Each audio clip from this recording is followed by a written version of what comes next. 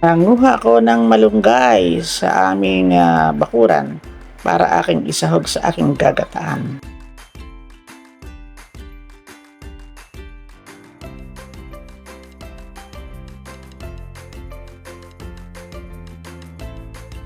Nakabili ako ng yellow pin worth 130 at ito ay apat na gilit. Akin itong pinaksiw, nilagyan ko siya ng suka, bawang, konting asin, at after 2 days ng aking pagpaksiw sa kanya, nasa rep, hindi ko muna siya niluto, ay heto na, niluluto ko na ngayon at aking pinakuluan kasama na rin ang pechay. At ang aking isasahog dito ay ang Coco Mama.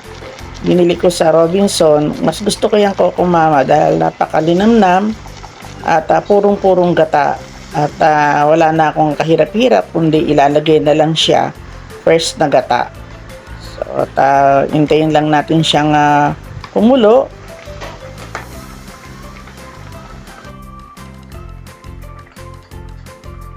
At ayan na nga, aking itinambog ang aking kinuhang malunggay na pinitas ko sa aming bakuran.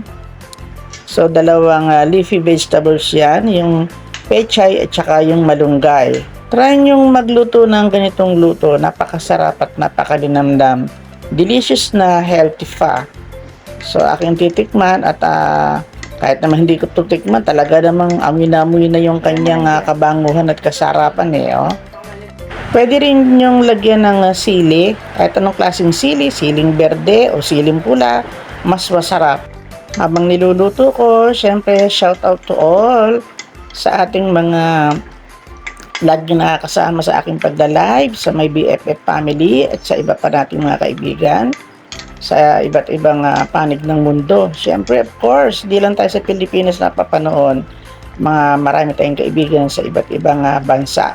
So, malapit nang maluto. Amoy na amoy ko na. Iniintay ko lang siyang medyo matuyo ng konti. Ito na, luto na. Super sarap. Napakasarap. Kasi purong-purong gata yung Coco Mama.